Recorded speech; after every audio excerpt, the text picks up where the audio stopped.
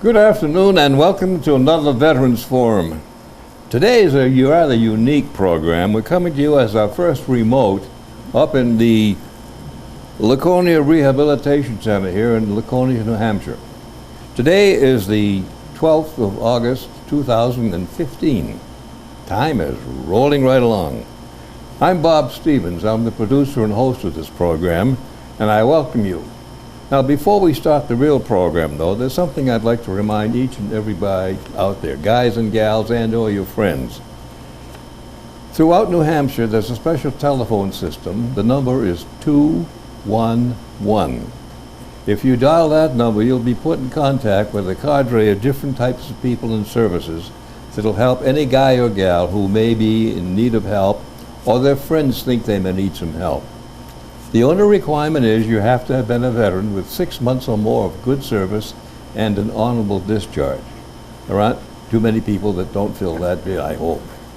Now today is going to be a rather unique situation. We're doing a remote, and we're talking to a guy and another guy who between us represents 186 years of service and life. My guest, Charlie, I'll introduce him later and have him introduce himself, served both in the Navy and in the Coast Guard. We're going to have a little bit of a problem, I hope, trying to get things segued in so that we get the right events in the right point in time. But if we don't, just sit back and enjoy it, because I think it's something we'll all enjoy. And the best part, to you guys and gals who haven't done the program or haven't seen the program, we're doing this in cooperation with the Library of Congress as a Veterans History Project. Now that's a program that's been in existence since the year 2000, wherein the guy has gone to, as in most cases here, community access television studios and stations, and asking if they can and will provide the facilities and the talent to record the histories of veterans to it. It's actually the history that is being made and told by the people who made it. It's nothing made up, nothing embellished, if you will. And the good thing, we're finding more and more, we're fighting the clock and the calendar. Now, I'm not being morbid, but the facts of life are that we are slowly but surely dying 1, 2, 3 a day. When we first started this program, some actuarial had an estimate at the time, World War II, as an example, there were some 16 million guys and gals doing their services throughout the world. About 2 or 3 years past now, I had an update. At that point in time, they estimated there were maybe 2 to maybe 2.5 million of us old World War II types, that they called it, around and alive. The problem is, though, in the bottom of the little notice they sent me, at that point in time, the estimated rate of death was anywhere from 12 to 1,500 guys or gals a day. Now, it doesn't take too many smart mathematicians to figure out that we're not going to be here too many long years to go. The story is, quite simply, and it's the only way I can put it, guys, gals, if you don't tell your story, nobody else will. And we lost all of that history. More important, it answers the question perhaps you have had been asked many times by your friends or your family, hey, dad, grandpa, son, brother, whatever, what did you do in the war? Well, a lot of us back in World War II, as an example, I can speak from that, it was something we had to do and thought we did it, and at that time, it was the United States. Unfortunately, through the years and other wars and conflicts as we've lived through them, there's been some disharmony among the troops, if you will, with respect to where we did it and what we did. But the bottom line is, you had a job to do, and you did it. Everybody isn't Audie Murphy or Joe Foss or something like that, but each one of us, to the best of our ability, tried to do it. Now, I'm going to wake Charlie up in a minute. He and I are sitting here in this rather quiet little room trying to get ourselves lined up. Charlie, if you will, would you identify yourself? Tell me your name, and how do you spell your last name for the record, please? I'm over here. Yeah. Oh, yeah. Tell me your name and spell your last name for the record, then we'll get the show going. Okay. Okay? Charles Van Hagen. V-A-N, capital H-A-G-E-N. Thank you, sir. Now, you were in 2 different branches. Tell us when you went in the Navy and when you went in the Coast Guard. Okay. I enlisted in the Coast Guard in 1939, before Pearl Harbor was attacked. And I was assigned to a Coast Guard cutter that was working out of New Jersey, I think. Okay. Now, let's go back a bit and find out more of your history. For example, where and when were you born? How was it growing up in your lifetime? Oh, okay. Way back when. Okay, let's see. I gave you my name, right? Yeah. Okay. I was born in 1919 in Brooklyn, New York. Oh, you don't sound like a New Yorker. Huh? Go ahead. I'm sorry. And I was brought up in Brooklyn until the family moved to Long Island when I was in high school. I graduated from the Lynbrook High School on Long Island. When? What year? 1939? 1939, yeah. Okay. Then I went into the Coast Guard. Okay. Now let's get some of your family before we go. Any of your father's brothers, uncles in the service, for example? You've got some good history. I want to make sure we get that. My father was in the New York Police, in the motorcycle squad. And then he went into the Air Police when they started that, because he wanted to learn to fly. Oh? And he did. And he became a sergeant in the New York Air Police. Wow, that must have been something new and different, huh?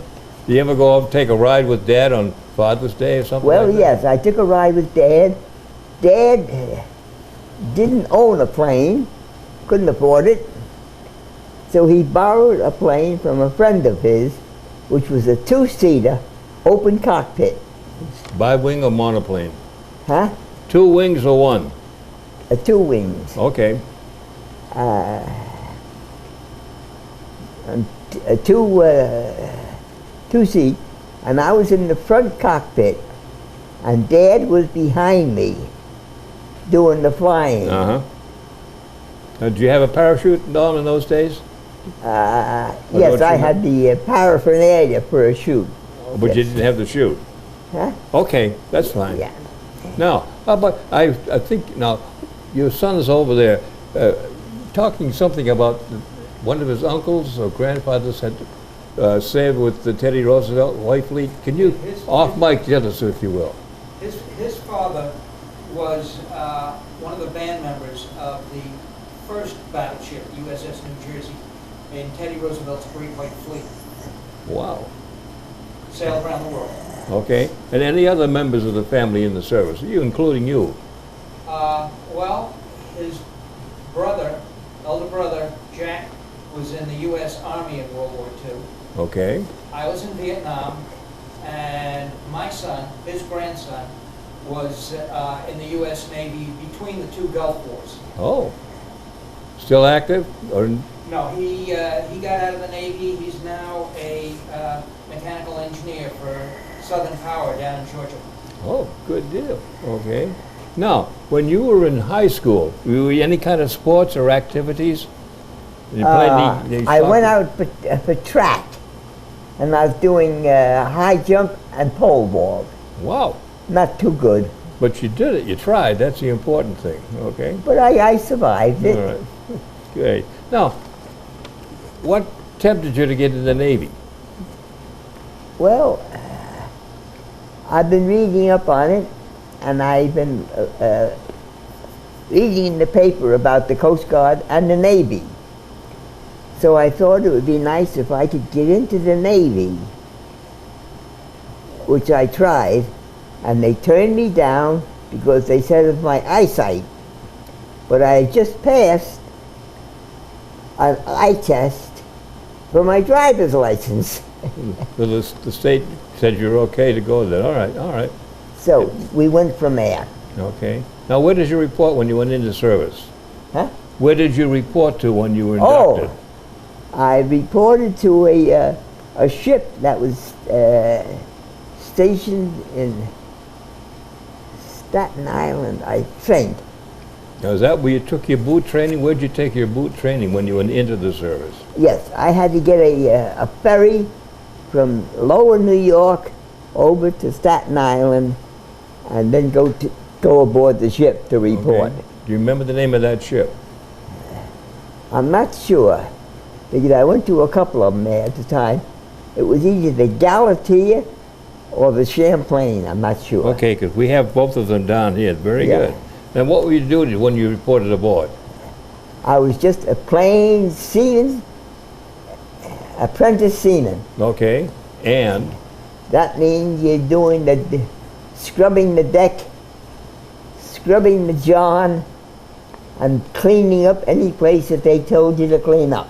Okay, but other than that, what other training did you have? What kind of training? None. None? The training was doing it with the boatswain mate. Okay, so you're a striker. I'm a complete new boot. Okay. All right. So a Navy man will understand that. Yeah, that's what I'm trying to find out. Yeah. What did you do in boot camp? Now, that's a good question. How was life when you first went into the Navy, from civilian to Navy Okay. boot camp? Where'd you It go? wasn't Navy, it was the Coast Guard I got Okay, into. whatever. All right, now, the Coast Guard had no boot camp. You went aboard ship. You mean any guy like me could just walk aboard ship and I'm here, sir, I'm yours? I signed my name today, and that afternoon I'm aboard ship. Okay.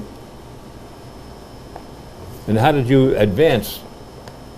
Because I got one here. For example, folks, this is way back when, but if you will, there's young Charlie way back when. But this one, you notice you got a couple of hash marks, second-class carpenter's mate. Now, you didn't go from seaman deuce to second class. What kind of training did you have to go through? No, you learn as you live aboard Oh, ship. on-the-job training. On-the-job training. Okay. How was it? Good. They didn't abuse me, and they treated me right, and I advanced Okay. with hard work. Well, everything is hard work, no matter Yeah. how easy a job is. Yeah. But how long did it take you to get from seaman deuce up to second Well, class? My greatest accomplishment was when I became a chief petty officer. Now, that was in the Coast Guard, though. That was in the Coast Guard. Okay, but let's stay in the Navy first. Then I went into the Navy Reserve between the wars. Okay. And there I went in as a chief builder, light construction. In other words, in the CB unit, which was the construction unit. Yeah, I are one. Yeah, I know. And we were being taught how to do various woodworking things, which I knew, using the various tools that I knew, and how to do certain repairs to the ship. Okay. Because that's the Coast Guard's, the Navy Coast Guard. What it means, you're repairing the ship in case there's a damage. Yeah. Now, down here in the paperwork, it said that you were assigned a lot of ASW, anti-submarine work in the North Atlantic. Can you tell us about some of that? In the Coast Guard, you were, anti-submarine work on North Atlantic. In the Coast North Guard. Atlantic, yeah. What did you do there then? We were actually searching for German submarines. Uh-huh. Where? All over. All over from when you All go over the coast. just the coast or across the Atlantic over to the British Isles in that way? Yeah. All the way from England, all the way across the coast, all the way down to the Mediterranean. Wow. Did you ever encounter any? And in there and looking for German subs. Uh-huh. Did you find any? Well, we dropped a lot of depth charges, That doesn't answer Yes. the question. and we actually got credited for 2 subs. Then you must One have found off the coast of Florida, and one up in the North Atlantic. What were they doing down in Florida? That's a, We were aboard a Coast Guard cutter, and we were just patrolling these ship lanes okay. to keep them clear of German subs. And you found one, huh? And way how far up north is the other one you said? Oh, Beyond the British Isles, up in Greenland, Newfoundland? well, we were above England, yeah. Okay. On the word, the Murmansk Run, you ever do anything like that? Yeah. Well, you would go with a convoy Yeah. sometimes. In other words, you make up a convoy that leaves, say, New York, and there you are stationed, assigned, the ship is assigned a station in that convoy. Okay, yeah. And that's where he is all the time, right there. Now, how many convoys did you make? Do you have any idea? I have no idea how many times I've been across the Atlantic. At least a dozen or more. Okay. Well, all of them quiet passages, or to anyone exciting or out of the ordinary that you'd like to talk about? To explain. No, nothing really exciting. We just cruised along using our radar and our sonar. Radar for the air, And sonar below. for the down below. Okay. Now, you said you were a builder. What kind of building did you do aboard the Coast Guard cutter? Because I was a carpenter's mate. Okay. I did any kind of repairs that had to be done in the line of woodworking at the time, because we hadn't gotten into the metal work. I was going into that, learning that. Okay. How to weld, how to cut steel, which would be part of my job. Oh, all right. Now, you said you started as a seaman deuce, and you ended up, you got a chief. Your chief rating in the Coast Guard, though. Yeah.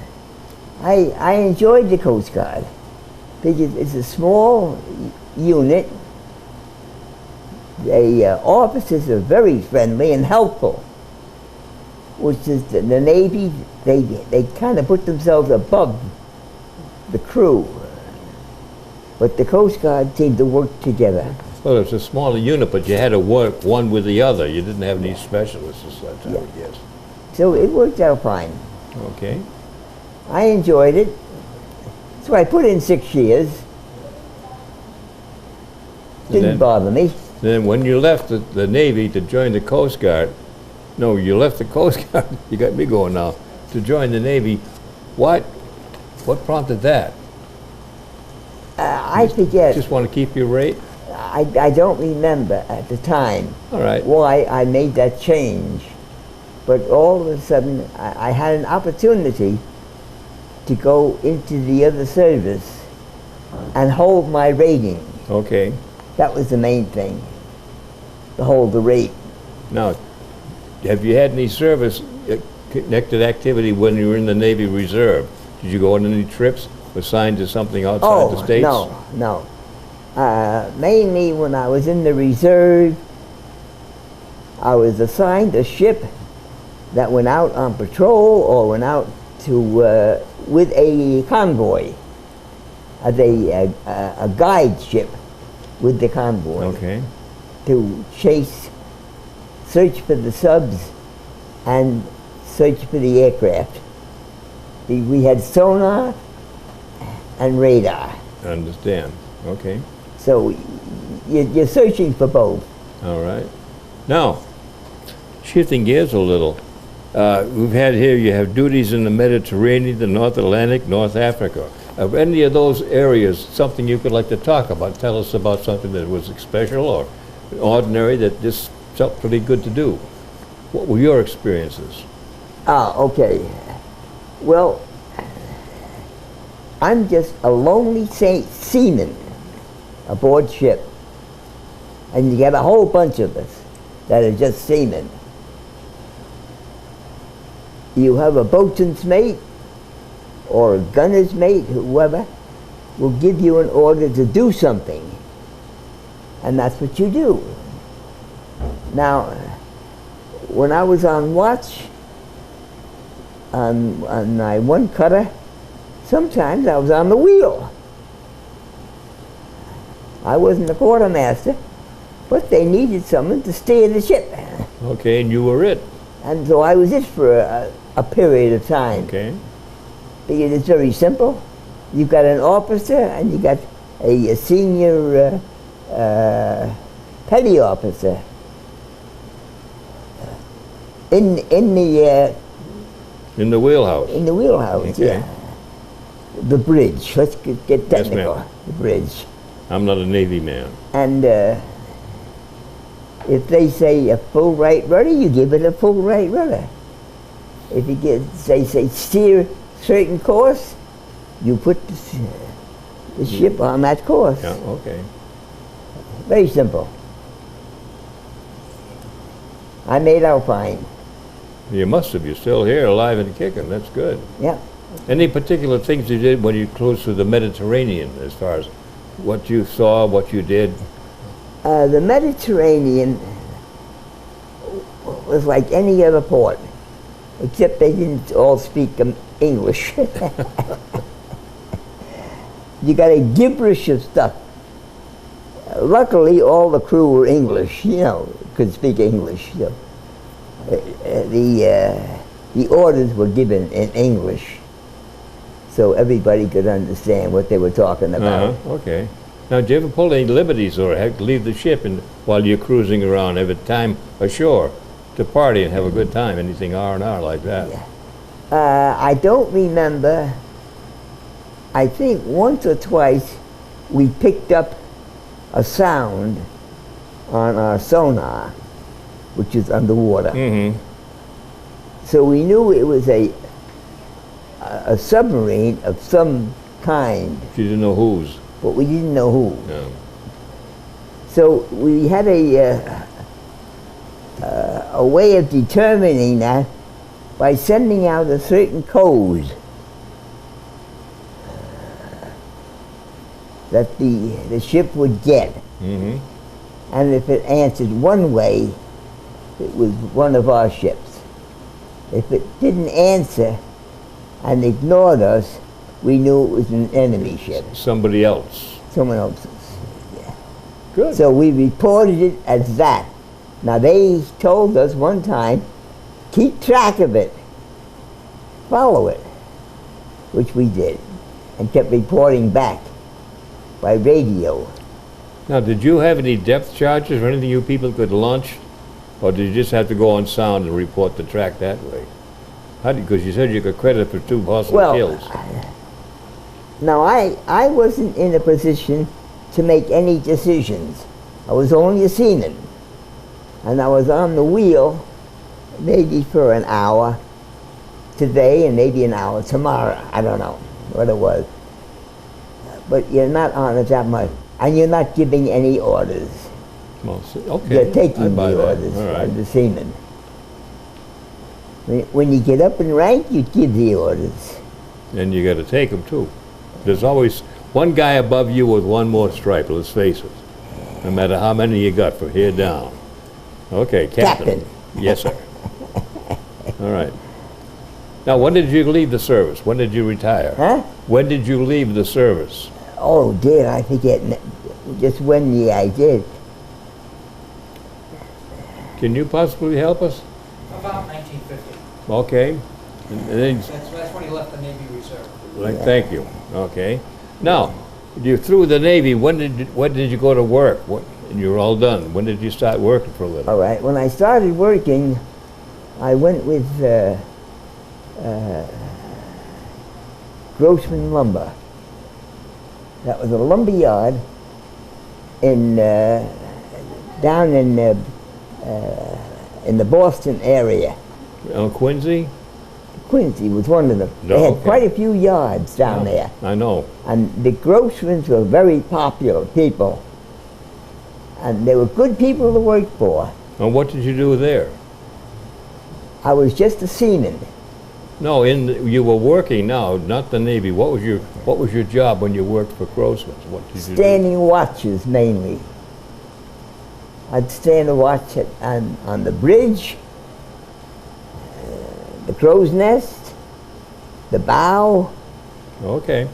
or on the bridge. We're going to strike that one because we're miles apart. Well, that's what you're doing. You're bouncing I all know. over the place. We're bouncing, but I'm trying to keep us back on straight track. Yeah. Okay, when you left Grossman's, where did you go then? Huh? When you left Grossman's, where did you next go to work?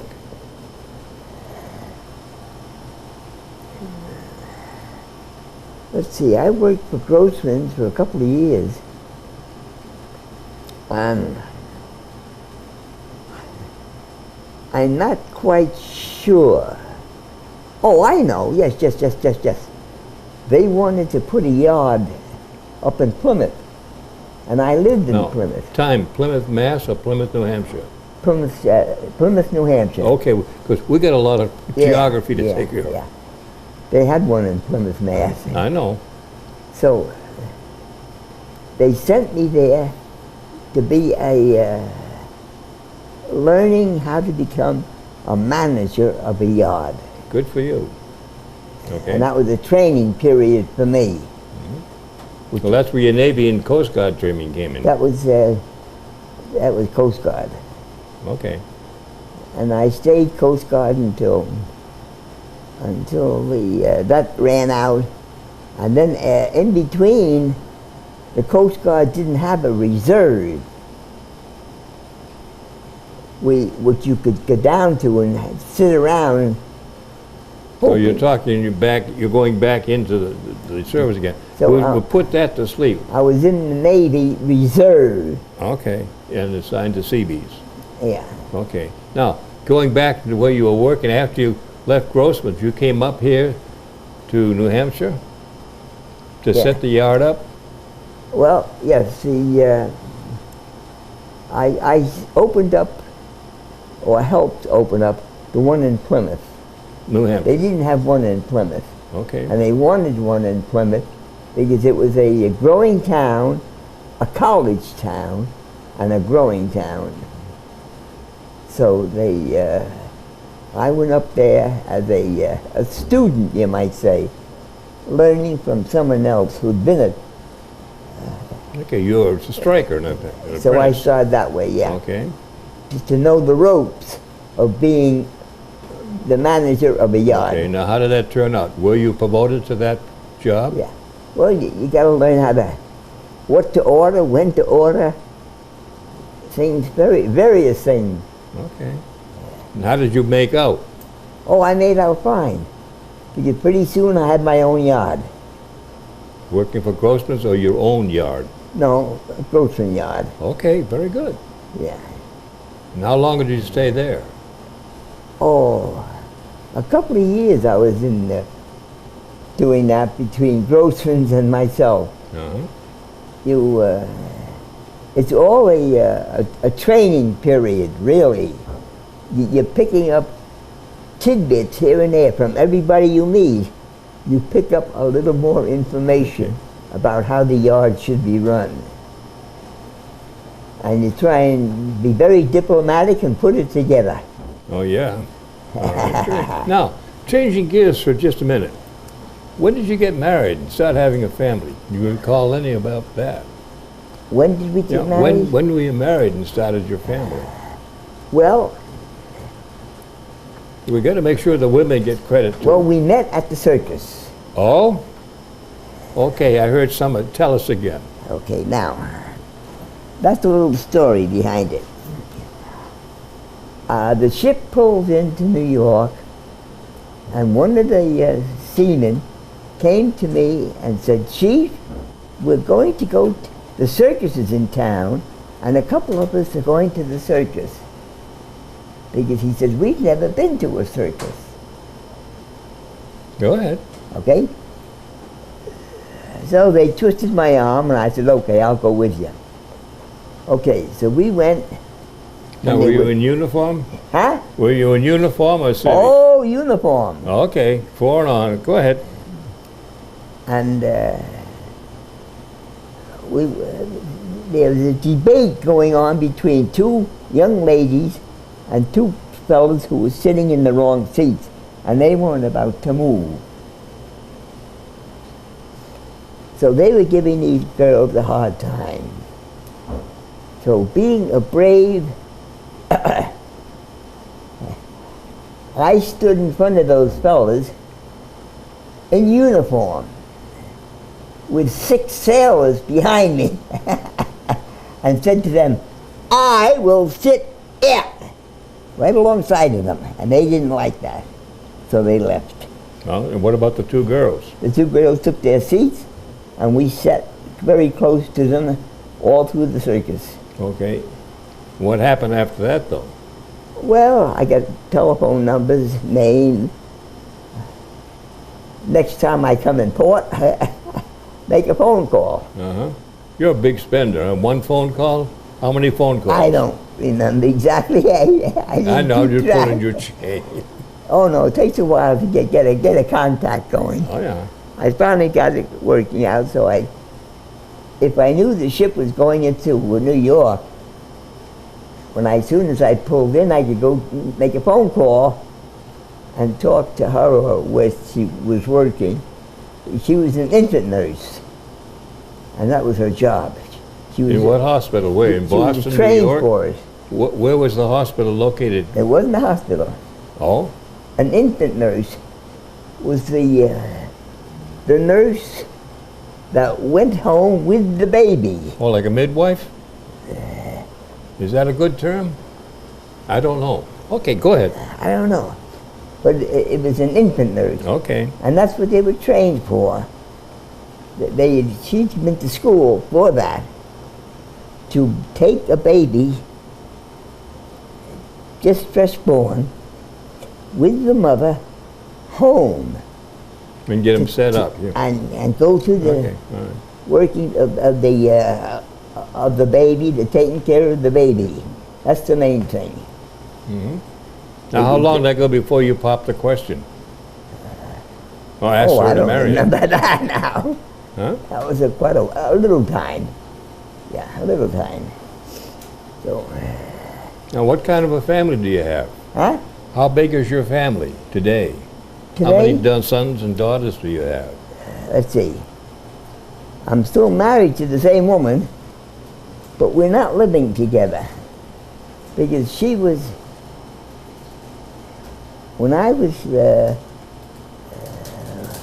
working here, How about your son? Maybe we can ask him. You can kind of fill in the blanks, would you please? Unfortunately, my mother passed away earlier this year. She was living here with my dad, and she passed away in February. Okay. Now, outside of that, there's myself and my 2 sisters that are the immediate family. All right. And you live in the area? Yeah, I live in Belmont, and my sisters both also live in Belmont. Okay. Now, anything else you'd like to add as far as history and so forth? We're trying to not wrap it up, but kind of. Yeah, when he first got out of the, when he first got out of the Coast Guard, actually, went to work for a place down in New York called Whitehall Kitchen Cabinets. And he worked there for a while. Then he worked for an outfit called Rodders Plywood and another outfit, Republic Aviation, Okay. down on Long Island. When we first moved up here, he went to work for Grossman's Lighting. Okay. Now, Grossman's is the one that got you up here, though. Well, Basically. he moved up. We moved up here because my mother had asthma, Oh? and they told her to get out of Long Island. And so we moved to New Hampshire, and he went to work for Grossman's after we met here for a little while. And he wound up becoming manager of one of the lumberyards for Grossman's. Very good. And then after that, he went to work for another lumberyard called Garrity. I think that's where he eventually retired. Okay. Garrity. Any idea how long your dad's been retired? He retired in, I believe, right around 1982, 1983. Okay, so he's used to by now taking it easy, which you never. Now, has he joined anything like the Legion, the VFW, AMVETS? Not really, no.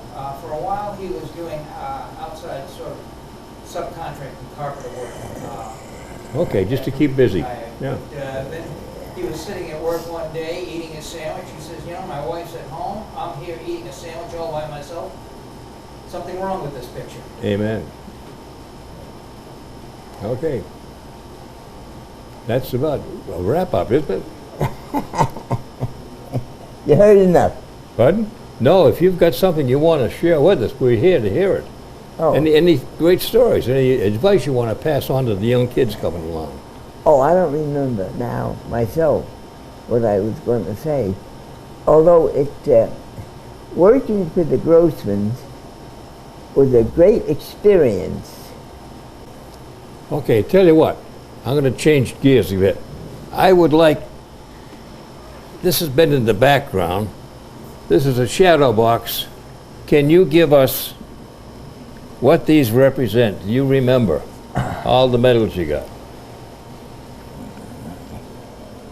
This one is before the war. Before which war? Before World War II. Okay, remember now, you and I are old ghosts. You got to give them a name and a number. Okay. Okay, you're on Before duty. World War II, I enlisted in the Coast Guard. All right. This was, That's a World War II victory medal. I know that's that the one. Coast Guard Good Conduct Medal. No. Okay. This is a good that's the Coast Guard Yeah, Good Conduct, I'm sorry. That was World War II victory medal. Victory Medal, yeah, I'm Yeah. sorry. Okay. I'm getting them twisted now. This was the American defense, Yep. European defense. In other words, when our ship went over to England or to the Mediterranean, you're in foreign waters. You're in foreign waters and you've been there for 60 days or more, right. This was a Marksman rifle, medal? or pistol, Okay. first place, which I got. I don't recognize that one at all. And What's this guy? That's a Good Conduct too. Okay. Part of the Coast Guard. This fella up here, what's that? That's the chief insignia. I know your insignia, but I mean the medal below it. Oh, I don't know what this one was. This was a chief's insignia for my hat. Uh-huh. And who's this guy right here? That's me. Doesn't look And like there's you. the chief's insignia on my hat. I know. Which is the same as this. All right. And that's the Coast Guard. Yep. Oh, this is heavy. I'm going to put it down for now. Are there any other stories you'd like to share with us? Good or bad? Something you remember that you really like to talk about? Yeah. Well, one thing, I enjoyed the service very much. I've known a lot of fellas who were in the service and hated it. And I found out after a little bit why that happened. It's very simple. I went into the Coast Guard because I wanted to go into the Coast Guard. You get some of these fellas who are Drafted. Shanghai, drafted. They weren't Shanghai, they were drafted. They were drafted, and they're going into a service that they didn't want. Okay, but it was compulsory. Makes a big difference I know. to their attitude, and it stays with them. They can't seem to throw it off. It stays with them. But they're in the Navy doing a certain job, and that's not what they want. Do you follow me? So far. That's very simple. And there are a lot of people like that who got into the service not because they wanted to, but because the government said put them there. Okay, we know that. Yeah.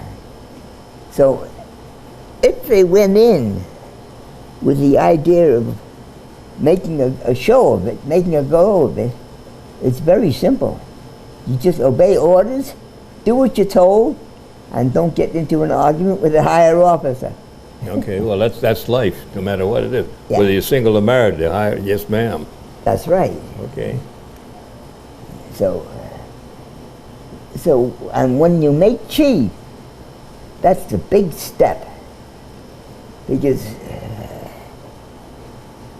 aboard ship or any place, I know I was aboard ship and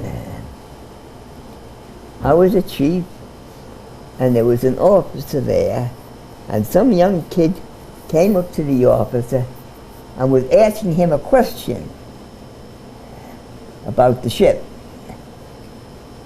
And the officer turned to him and said, "Don't ask me, ask the chief." Oh, yeah? Right, loud, clear. Don't ask me, ask the chief. He'll tell you how to do your job. And sure enough, after the officer left, he came to me and said, "Hey, chief, I'm supposed to do so." And I told him how to do it. Okay. Well, I think it's the unwritten rule. The chiefs kept the admirals out of trouble, the sergeants kept the generals out of trouble. Yeah. Okay?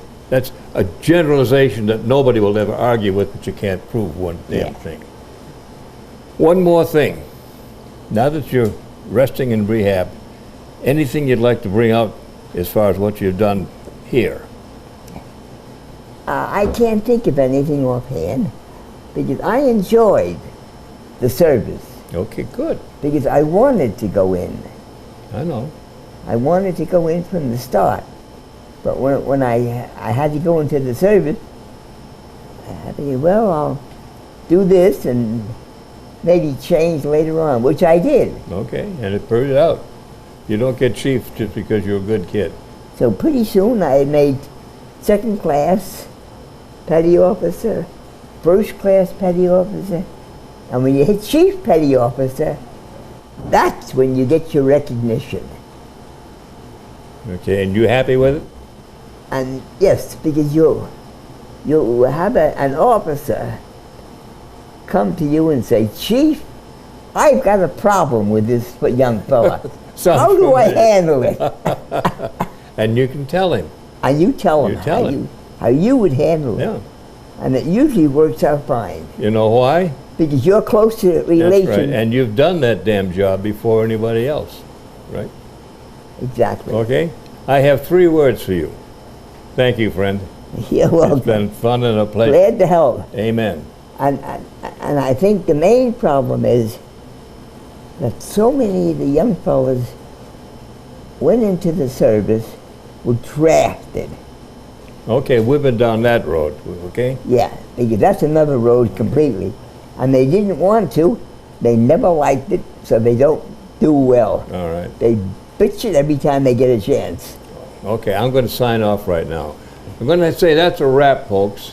This has been a novel experience, and we're going to have a little bit of editing, but it's going to be, again, to you guys and gals who have never seen the program or have been in the service and wondered what might be a good way, I've been told by a lot of the people that these interviews are perhaps the best legacy. It's priceless, but it won't cost you a dime or a penny, whatever you value, if you'd come and do it. The address to get a hold of me and or the studio will be at the back of the program. Don't be bashful. We're here to help, and we'll do everything we can to make sure that what you did is properly recorded, but more important, it will help you answer that question. Hey, Grandpa, what did you do in the war? Bob Stevens saying thank you, stay healthy, and do come and see us. Amen to that. Amen to that, brother.